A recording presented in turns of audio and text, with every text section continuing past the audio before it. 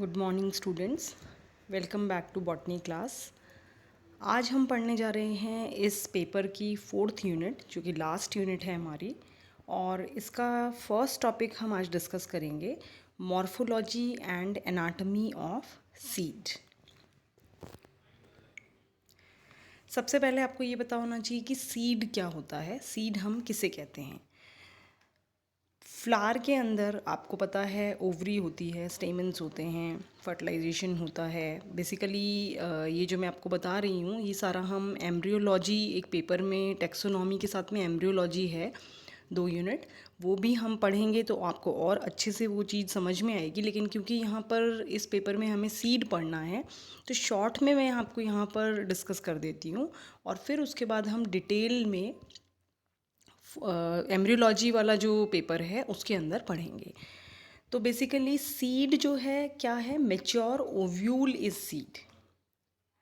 आपको जैसा कि पता होगा कि फ्रूट जो है उसके अंदर आपको सीड दिखते हैं, तो mature ovary is fruit and mature ovule is seed. Ovule जो है वो जब मैच्योर हो जाता है तो वह सीड बनाता है। और ट्रू सीड अगर हम डिफाइन करें तो वो क्या है, फर्टिलाइज्ड मेच्योर ओव्यूल है। मेच्योर ओव्यूल जो कि फर्टिलाइज्ड है और जिसमें कि एक एम्ब्रियोनिक प्लांट, स्टोर्ड फूड और प्रोटेक्टिव कवरिंग पाई जाती है, उसे हम सीड कहते हैं। जब भी आप सीड देखेंगे उसमें प्रोटेक्टिव कवरिंग आप देखेंगे, उसमें कुछ फूड स्टोर्ड होगा और एम्ब्रियोनिक प्लांट जो कि आगे जाके सीडलिंग फॉर्म करेगा वह होगा। तो हम ये कह सकते हैं कि सीड जो है उसको हम 3 भागों में विभाजित कर सकते हैं, या 3 मुख्य भाग हैं जो कि हमें सीड में देखने को मिलते हैं। पहला है टेस्टा, जो कि सीड कोट को कहते हैं और जो कि ओव्यूल के इंटेग्यूमेंट्स या ओव्यूल की जो कवरिंग है उससे बनता है। दूसरा है एंडोस्पर्म, जो कि प्रेजेंट हो भी सकता है और कई बार कई सीड्स में प्रेजेंट नहीं भी होता है, जो कि रिजर्व फूड का काम करता है। एम्ब्रियो, जो कि आप कह सकते हो यंग स्पोरोफाइट को बनाता है, वह होता है। तो बेसिकली तीन आइटम आपको सीड में, या तीन आपको बोलना चाहिए कि 3 पार्ट्स में आप सीड को डिवाइड कर सकते हो, या 3 मुख्य भाग जो हैं इसके, टेस्टा, एंडोस्पर्म एंड एम्ब्रियो होता है। अब सीड जो है वह 2 प्रकार के हो सकते हैं on the basis of presence और एब्सेंस ऑफ एंडोस्पर्म। जैसा कि मैंने अभी आपको बताया ही था कि एंडोस्पर्म ज़रूरी नहीं है कि सारे सीड्स में पाया जाए, तो उसके आधार पर हम सीड को 2 प्रकार में विभाजित कर सकते हैं। पहला है एक्स एल्ब्यूमिनस या नॉन एंडोस्पर्मिक सीड्स, दूसरा है एल्ब्यूमिनस और एंडोस्पर्मिक सीड्स। एक्स एल्ब्यूमिनस नाम से ही पता लग रहा है, जिसमें कि एंडोस्पर्म नहीं पाया जाता, वो सीड्स एक्स एल्ब्यूमिनस या नॉन एंडोस्पर्मिक कहलाते हैं। एल्ब्यूमिनस सीड्स जो हैं वह सीड्स हैं जिसके अंदर की फूड स्टोर्ड रहता है, और एंडोस्पर्म जो कि आप जब ओव्यूल का डेवलपमेंट पढ़ेंगे या ओव्यूल पढ़ेंगे तब देखेंगे वहाँ पर एंडोस्पर्म बनता है। तो वो एंडोस्पर्म परसिस्टेंट रहता है, मतलब वह रह जाता है सीड के टाइम पे, और वह नरिश करता है, एम्ब्रियो को नरिशमेंट या पोषण प्रोवाइड करता है। इस प्रकार के जो सीड्स हैं they are known as albuminous और एंडोस्पर्मिक सीड्स। अब आते हैं हम स्ट्रक्चर ऑफ डाइकॉट सीड के बारे में पढ़ेंगे कि डाइकॉट सीड जो है किस प्रकार से होता है। जैसे मैंने बताया कि सीड को 3 भागों में हमने देखा, टेस्टा, एंडोस्पर्म एंड एम्ब्रियो। तो टेस्टा जो है वो बेसिकली कवरिंग है, तो कवरिंग सिंगल लेयर्ड भी पाई जा सकती है और डबल लेयर्ड भी कवरिंग हो सकती है। एंडोस्पर्म आपको बताया, तो जिन प्लांट्स के अंदर पाया जाता है उनमें हम कहते हैं एंडोस्पर्मिक प्लांट हैं या एल्ब्यूमिनस प्लांट हैं। जिनमें नहीं पाया जाता वो नॉन एंडोस्पर्मिक या एक्स एल्ब्यूमिनस प्लांट कहलाते हैं। रही बात एम्ब्रियो की, एम्ब्रियो सभी सीड्स में पाया जाएगा और वह किस तरीके से आगे यंग स्पोरोफाइट बनाता है वह हम देखते हैं स्ट्रक्चर पढ़ने के बाद। स्ट्रक्चर ऑफ डाइकॉट सीड हम देख रहे हैं, तो अगर एक मैच्योर सीड आप यहाँ पर देखते हो तो उसके अंदर रेडिकल है, प्लूम्यूल होता है और रिजर्व फूड मटेरियल है और सीड कोट है फॉर प्रोटेक्शन। रेडिकल और प्लूम्यूल जो है वो हम कह सकते हैं कि इन्हीं से आगे चलकर रूट और शूट का फॉर्मेशन होता है।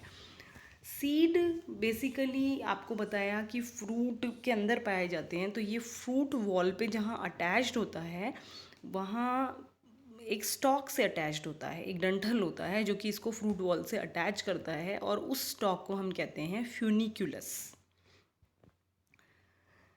जब मेच्योरिटी हो जाती है, जब मेच्योर हो जाता है सीड, और जब हट जाता है, आप कह सकते हो कि स्टॉक से जो अटैचमेंट है वो हट जाता है, तो वहाँ पर एक पॉइंट, अगर आपने कभी चने वगैरह को देखा हो ध्यान से, तो आप देखोगे एक छोटा सा छेद जैसा आपको दिखाई देता है, तो that is the point of attachment of seed on its stalk, and it is known as hilum. उसको हीलम कहते हैं। वो छोटा सा जो पॉइंट है वह हीलम है, जो कि पॉइंट ऑफ अटैचमेंट है सीड का फ्रूट वॉल से, और जो स्टॉक होता है उसको कहते हैं फ्यूनिक्यूलस। हीलम के बहुत पास में ही एक और छोटा सा माइन्यूट पोर होता है जिसको कहते हैं माइक्रोपाइल। जैसा कि आप जानते हो, ओव्यूल के अंदर एक माइक्रोपाइलर एंड होता है, एक चालिज़ल एंड होता है। तो जो माइक्रोपाइलर एंड है वहाँ पर ओपनिंग होती है, बहुत छोटी सी, बहुत बारीक सा छेद आपको दिखता है, और वह काम आता है वाटर का एब्जॉर्प्शन करने के, क्योंकि सीड जब भी जर्मिनेट होगा वो वाटर एब्जॉर्ब करेगा और तभी जर्मिनेट होगा, तो वाटर एब्जॉर्प्शन का वो काम करता है। और रेडिकल जो है इस पार्ट से, जो माइक्रोपाइलर एंड है जहाँ पर एक पोर है, वहीं से रेडिकल जो है सबसे पहले निकलता है बाहर। कंटिन्यूस विद हिलम और ridge on the seed coat is called raphe. एक सीड कोट में एक रिज जैसा एक उभार सा दिखाई देता है, उसको हम कहते हैं रैफ। सीड जो है यहाँ पर दो इंटैग्यूमेंट्स या दो सीड कोट से, दो इंटैग्यूमेंट नहीं बोलना चाहिए, दो कवरिंग यहाँ पर पाई जाती है, टू डिस्टिंक्ट सीड कोट्स पाई जाती है। आउटर जो है वह वाइटिश कवरिंग है जिसको टेस्टा कहा जाता है। इनर जो है वो हाईलाइन मेम्ब्रेनस कवरिंग है जिसको टैगमिन कहा जाता है।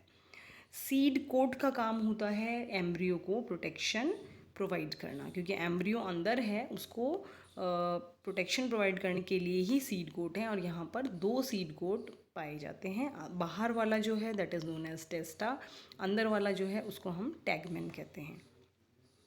सीड कोट जब रिमूव हो जाता है तो एम्ब्रियो दिखाई देने लग जाता है, जो कि फ्लैशी वाइट कलर का बॉडी है, और जिसमें कि एक एम्ब्रियोनिक एक्सेस होता है और दो कॉटलीडन्स पाए जाते हैं।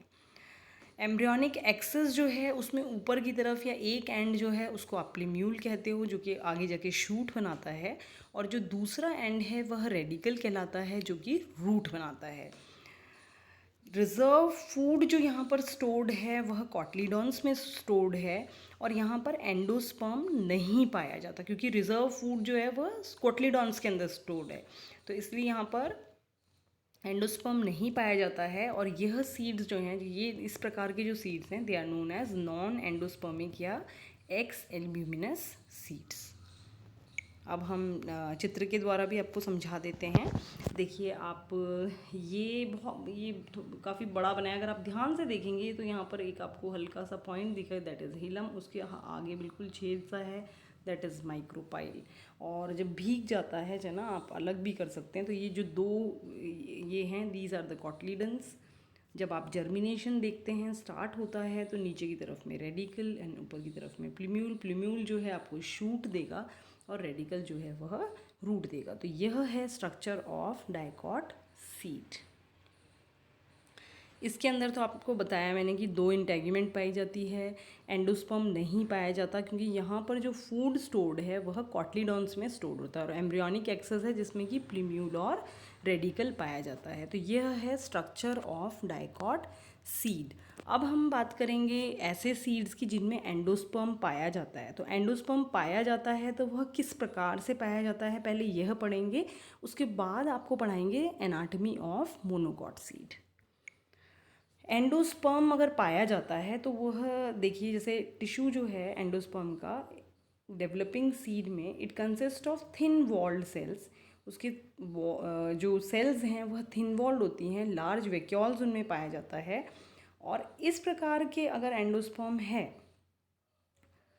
वह पार्शली या एंटायरली एब्जॉर्ब कर लिया जाता है बाय डेवलपिंग एम्ब्रियो, क्योंकि वह फूड रिजर्व का काम करता है।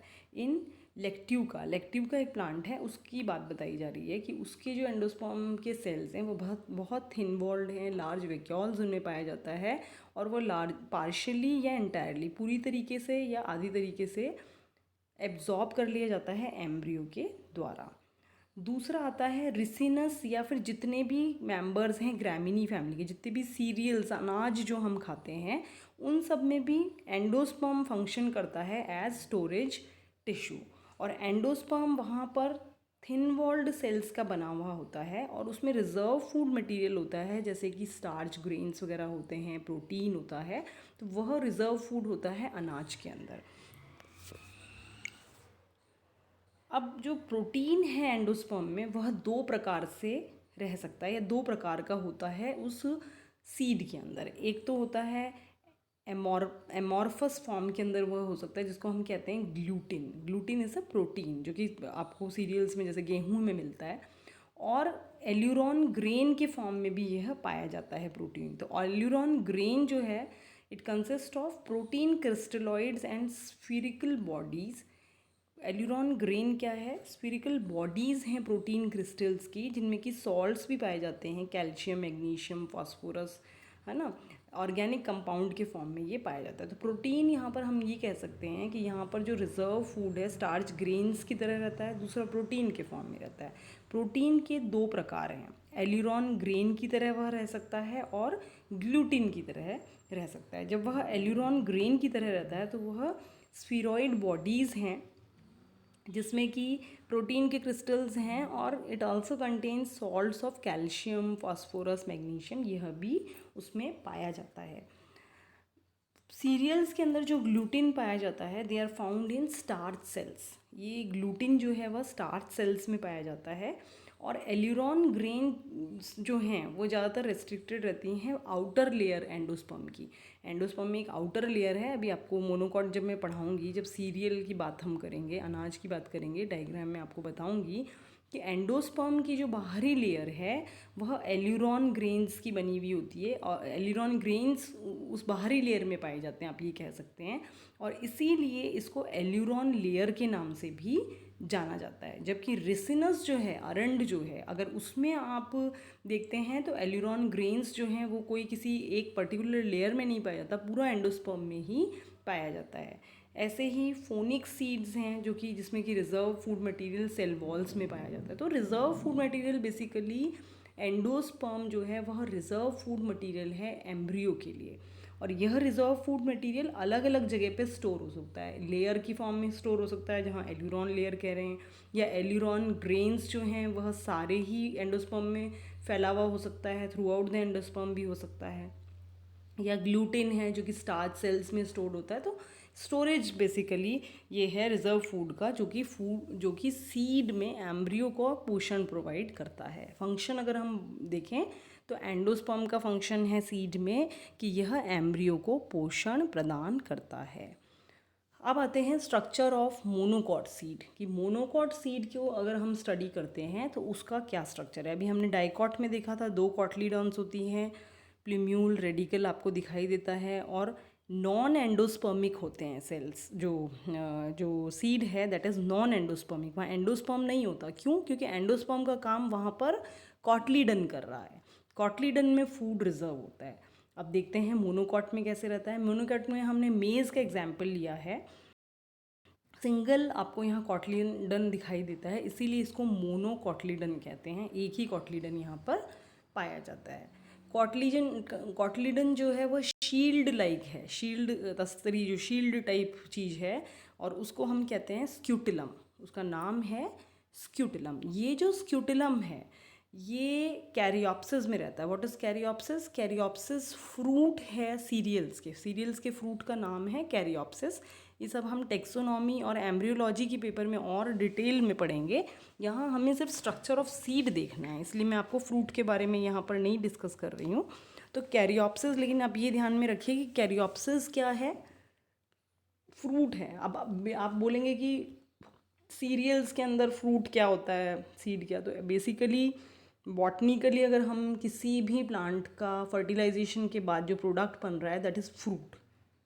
और सीड क्योंकि फ्रूट के अंदर है, लेकिन यहाँ पर फ्रूट और सीड एक ही चीज़ है, यहाँ पर डिटैचेबल नहीं है कि फ्रूट में से सीड निकल गया, ऐसा नहीं है। लेकिन बहुत सारे फ्रूट्स जो आप खाते हो उसमें आपको बीज अलग से दिखते हैं, तो सीरियल्स के केस में ऐसा नहीं है। इसलिए सीरियल्स के केस में कैरियोप्सिस हम फ्रूट कह रहे हैं, और वो बाद में जैसे ड्राई हो जाता है, जब पूरा ड्राई हो गया और उसके अंदर कुछ चीज़ें परसिस्टेंट रहती हैं, कुछ चीज़ें रहती है उसमें, और वो सीड की तरह एक्ट करता है। क्यों? क्योंकि आप उसको ग्रो कर सकते हो और ग्रो करके उसको उससे आपको नई फसल मिल जाती है, तो इसलिए हम उसको सीड कहते हैं। तो कैरियोप्सिस जो फ्रूट है उसके अंदर आप देखेंगे स्क्यूटिलम होता है, जो कि आपको कहना चाहिए कॉटलीडन है, या कॉटलीडन जो है उसको हम यहाँ पर स्क्यूटिलम कह रहे हैं। अब वो जो कॉटलीडन है वो एंडोस्पर्म से चिपका हुआ रहता है या अटैच्ड होता है, क्योंकि उसको पोषण चाहिए, और यहाँ पर पोषण जो है कॉटलीडन में नहीं है, यहाँ पर पोषण एंडोस्पर्म प्रोवाइड कर रहा है सीड को। और ये सीड जो है monocot seed, it is endospermic या एल्ब्यूमिनस सीड है ये, तो एब्जॉर्ब कर रहा है न्यूट्रिएंट। और पहला जो ऑर्गन यहाँ पर बन रहा है, वहाँ पर भी ऐसा था कि रेडिकल ही पहले फॉर्म होता है, यहाँ पर भी आपको देखेंगे आप कि पहले रेडिकल ही फॉर्म होता है। अब शीथ एक सराउंड करती है, अंदर से डेवलप होती है, इज़ कोलियोराइजा कहते हैं। The sheath that surrounds the endogenously developed root, जो अंदर से जो रूट निकल रही है उसके चारों तरफ जो कवरिंग पाई जाती है उसको हम कहते हैं कोलियोराइजा। ये शॉर्ट क्वेश्चंस में कई बार पूछा जाता है, what is coleoptile, what is coleorhiza. तो आप इसको बहुत ध्यानपूर्वक पढ़िए, और इस प्रकार से पढ़िए कि चाहे शॉर्ट क्वेश्चन आए चाहे लॉन्ग क्वेश्चन आए, आप करने में सक्षम हों। तो जो शीथ है जो कि सराउंड करती है रूट्स को, एंडोजीनस जो रूट निकल रही है अंदर से, उसको कहते हैं कोलियोराइजा। और शूट एपेक्स जो निकलता है उसको, जो शीथ उसके चारों तरफ जो शीथ है लीफ की जैसे होती है, that is known as coleoptile, उसको हम कोलियोप्टाइल कहते हैं। कोलियोप्टाइल पहले ग्रो करता है बड की तरह, और फिर जब वो थोड़ा इलोंगेट हो जाता है, इलोंगेशन के बाद जो है उसमें इंटरनोड फॉर्म हो जाते हैं, और फिर फोलिएज लीव्स इमर्ज हो जाती है, और फिर वो बाहर की तरफ आ जाता है। तो इस प्रकार से ये मोनोकॉट सीड है। ये देखिए आप, मोनोकॉट सीड है। अब ये जो सीड है इसमें आप देखोगे दिस पार्ट इज स्क्यूटिलम, ये जो पार्ट है, इतना ये जो पार्ट आपको दिखा रखा है ये कॉटलीडन मान सकते हो, जिसको कि हम स्क्यूटिलम कह रहे हैं। और ये जो कॉटलीडन है इसमें आप देखिए ये शूट है प्लूम्यूल, और इसकी जो शीथ है, इसकी जो कवरिंग है, this is known as coleoptile. ऐसे ही रेडिकल फॉर्म हो रहा है, रेडिकल के बाहर जो कवरिंग है that is known as coleorhiza, उसको कोलियोराइजा कह रहे हैं। ये एंडोस्पर्म है जो कि फूड या आप कह सकते हो पोषण प्रोवाइड करती है इस एम्ब्रियो को, डेवलपिंग एम्ब्रियो को।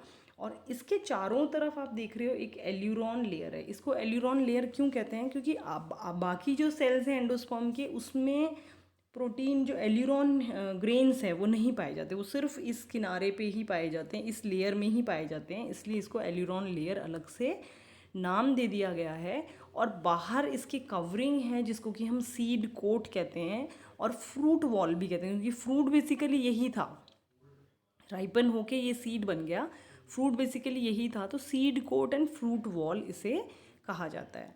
तो आप देख रहे हैं अंतर, अगर हम चित्र को देखें डाइकॉट और मोनोकॉट को, ये देखिए यहाँ पे दो कॉटलीडॉन आपको दिखाई दे रहे हैं, इसमें आपको प्लूम्यूल रेडिकल दिखाई दे रहे हैं, यहाँ पे कोई शीथ नहीं दिखाई दे रही है आपको प्लूम्यूल रेडिकल के दोनों तरफ, जबकि उसमें आपने देखा था कि प्लूम्यूल के चारों तरफ भी शीथ है जिसको कोलियोराइजा कहा जाता है, और रेडिकल के चारों तरफ भी शीथ है जिसको कि कोलियोराइजा कहा जाता है, प्लूम्यूल के चारों तरफ भी शीथ है जिसको कि कोलियोप्टाइल कहा जाता है। कॉटलीडन यहाँ दो हैं, वहाँ एक था। और ये एक्स एल्ब्यूमिनस होता है, एंडोस्पर्मिक नहीं है ये एंडोस्पर्मिक होती है। यहाँ एल्यूरॉन लेयर पाई जाती है, वहाँ पर नहीं पाई जाती, वहाँ फूड रिजर्व होता है कॉटलीडन्स में, यहाँ फूड रिजर्व होता है एंडोस्पर्म में। तो ये कुछ अंतर हैं जिससे कि आप मोनोकॉट सीड और मोनोकॉट और डाइकॉट सीड में अंतर आप बता सकते हैं। तो इसमें जो है आपको प्रश्न बहुत सारे बन सकते हैं। एक तो सीड क्या है, बीज किसे कहते हैं, शॉर्ट उसके अंदर आ सकता है। बीज क्या है? तो बीज जो है एक तरीके से मैच्योर ओव्यूल जो होता है वही सीड होता है, ये आपको ध्यान रखना है। फ्रूट तो है मैच्योर ओवरी और सीड है मैच्योर ओव्यूल। बच्चे गलती करते हैं, ये चीज़ उन्हें ध्यान ही नहीं रहती है, लेकिन अगर आप ध्यान देंगे तो ये बहुत इम्पॉर्टेंट है। Mature ovule is seed. तो सीड के बारे में भी डिस्क्रिप्टिव क्वेश्चन आ सकता है। सीड क्या है, उसकी कौन कौन सी लेयर्स होती हैं, कितने प्रकार के सीड होते हैं, या फिर आपको पर्टिकुलर डाइकॉट सीड क्या है ये पूछा जा सकता है, उसका एग्जाम्पल बताइए, डायग्राम बनाइए। वैसे ही मोनोकॉट पे क्वेश्चन आ सकता है, या अंतर भी पूछे जा सकते हैं, डाइकॉट सीड और मोनोकॉट सीड में क्या अंतर हैं। तो आप प्रिपरेशन इसी प्रकार से करिए कि आप सभी प्रश्नों के उत्तर दे सकें। तो ये जो मैंने आपको बताया है, इसमें किसी भी प्रकार का प्रश्न बन सकता है, और आप अगर अच्छे से इसे देखते हैं तो उत्तर देने में आप सक्षम रहेंगे। बहुत बहुत धन्यवाद। Thank you so much.